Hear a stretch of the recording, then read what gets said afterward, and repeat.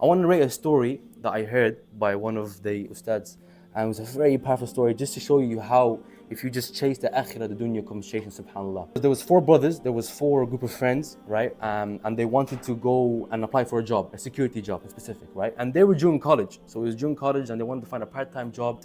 What basically happened is they applied, and in the interview, so two went before the other two. The first two went to the interview and there was a woman and a man. The interview finished, right? And then the man shook his hand, they both shook his hand. And then the woman shook her hand and they both shook her hand. And as we know, in Islam, it's not permissible for you to touch a non-mahram, okay?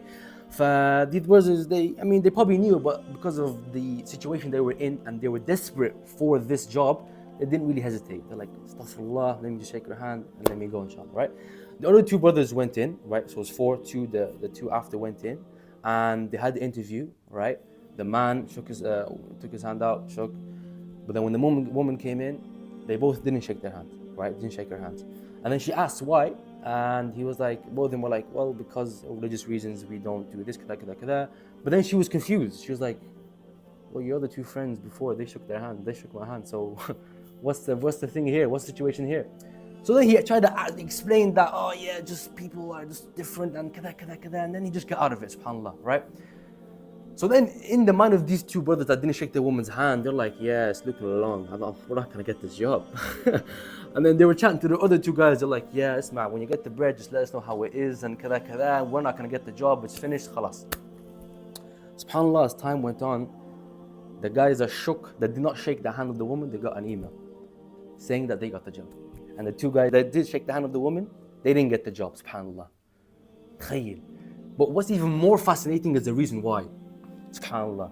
When the two other brothers that didn't shake the hand of the woman asked her, why did you pick us from the other two?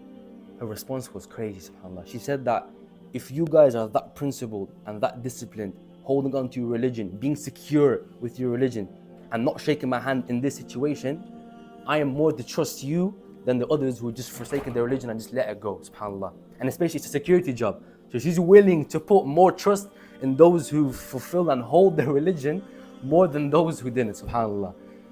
But it's ajib when you think about it, it might not look at the moment that it's something, worth happening, but Allah subhanahu wa ta'ala works in mysterious ways. Allah works in mysterious ways.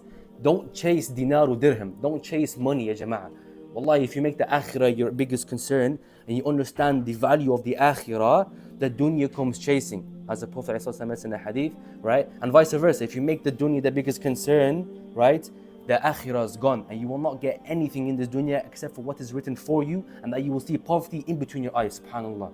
So knowing your priority as a Muslim is very important, vital, right? So this is a story that fascinated me. It really got to me and made me understand how important it is to not feel shy, to never feel shy to embracing the religion of Al-Islam.